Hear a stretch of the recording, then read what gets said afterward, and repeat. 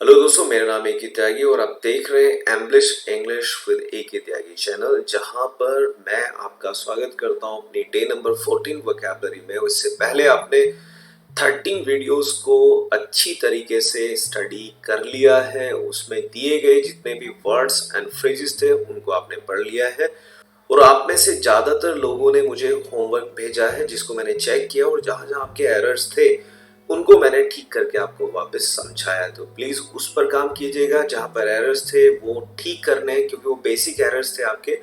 उसके लिए आप इंग्लिश की बेसिक वीडियोस देखिए सारी, जिसमें आपको हेल्प मिलेगी वर्ब्स को किस तरह से यूज़ किया जाता है, किस तरह सेंटेंसेस फॉर्म किए जाते हैं।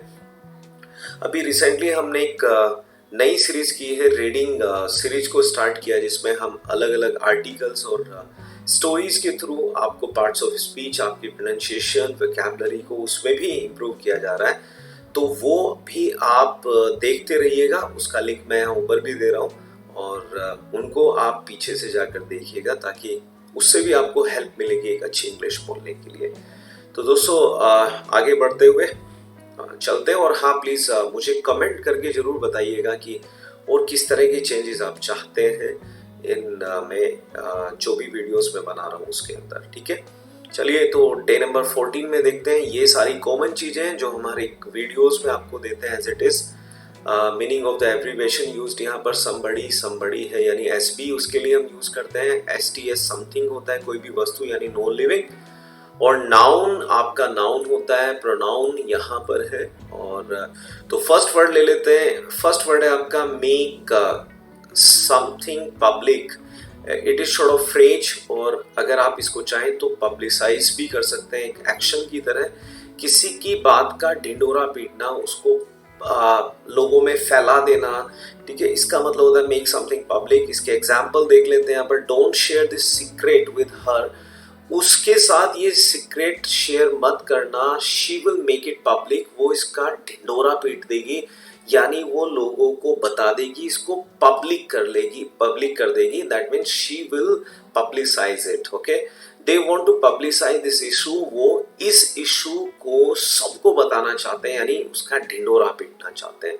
She never made your secrets public, उसने कभी भी तुम्हारे सीक्रेट्स को लोगों को नहीं बताया यानी उसने आम नहीं किया, उसको उसका ढिंडोरा नहीं पीटा। तो she never made your secrets public, ये था आपका फर्स्ट फ्रेज। सेकंड देखिए, गिव समबडी वंस वर्ड, किसी को जबान देना यानी किसी को अपने शब्द दे देना।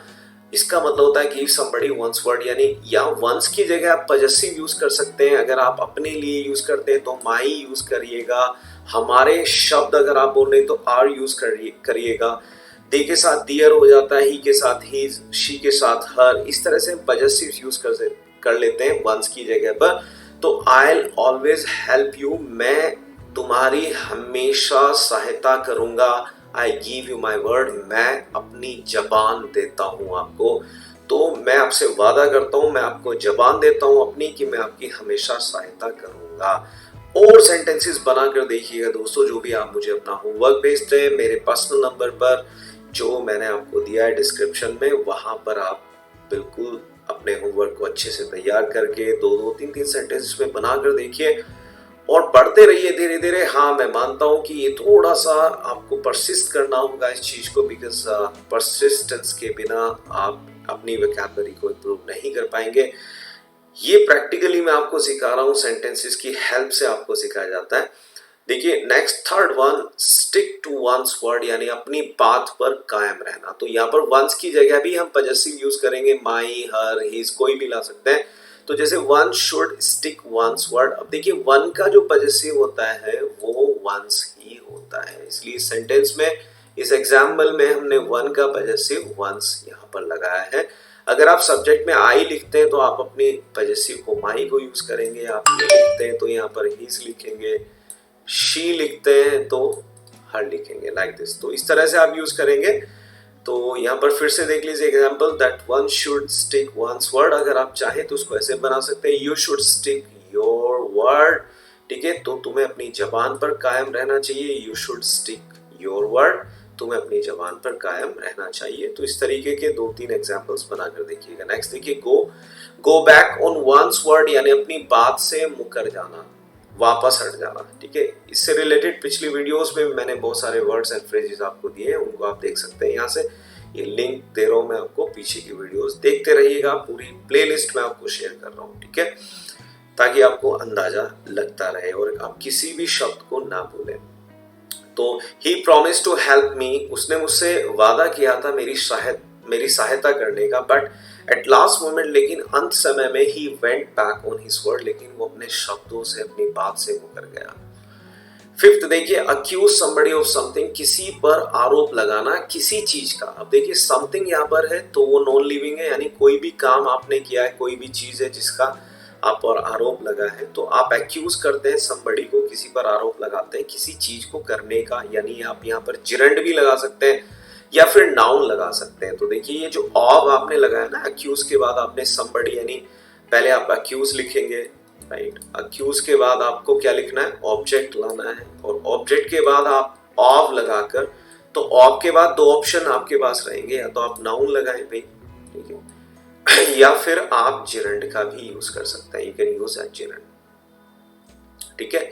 तो इसके एक एग्जाम्पल को देख लेते हैं। शी हैज एक्यूज्ड हर, तो उसने अपने पति पर आरोप लगाया है ऑफ डोमेस्टिक वायलेंस, घरेलू हिंसा का, उसने अपने पति पर घरेलू हिंसा का आरोप लगाया है। ये नेक्स्ट देखिए दोस्तों, 6-1 ask somebody to do something, किसी को कुछ करने को कहना, तो हम डायरेक्टली क्या करते हैं, इन्फिनेटिव को यहाँ पर जोड़कर इसके बाद, यानी हम आस्क के बाद ऑब्जेक्ट ले आते हैं, उसके बाद फिर इन्फिनेटिव लगाते हैं, और फिर जो भी काम करने को कहा जाता है या करने के लिए बोला जाता है उसको आप यहाँ पर लिख देते हैं। तो देखिए, she asked him to sit, उसने उसको बैठने को बोला यानी कहा, and she asked his friend to leave, उसने अपने दोस्तों से निकलने के लिए कहा, because his father had come from his office, क्योंकि उसके पापा ऑफिस से आ गए थे, तो इसलिए उसने अपने दोस्तों को जाने के लिए कहा कि भाई जाइए।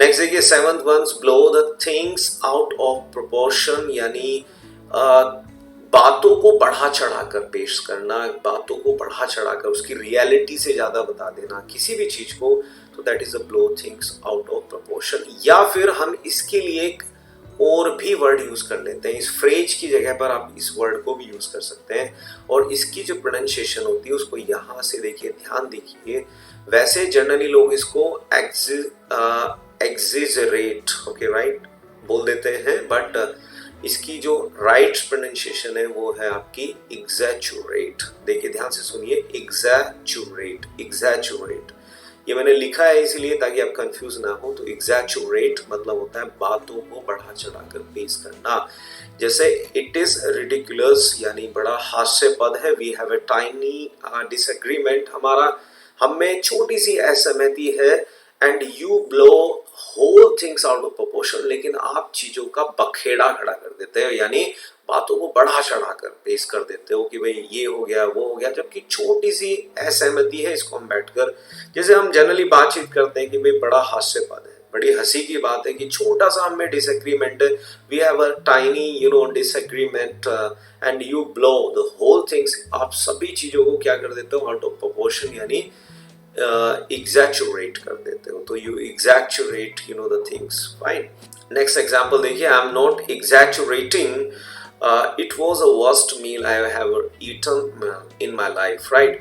तो मैं कोई बढ़ा चढ़ा कर नहीं बता रहा हूँ, कोई अतिशयोक्ति नहीं दे रहा हूँ, लेकिन ये सबसे खराब खाना था जो मैंने अपनी जिंदगी में अब तक खाया है, लाइक ये। तो ये दोनों आपके बहुत अच्छे एक्सप्रेशन है, इनको यूज कीजिएगा और सेंटेंसेस बनाइएगा। नेक्स्ट देखिए दोस्तों, 8-1, विस्पर इन समबडीज ईयर, किसी के कानों में फुसफुसाना, कोई कानाफूसी करना, जैसे she leaned over and whispered something in his ear, वो झुकी और उसने उसके कानों में कुछ कहा यानी फुसफुसाया।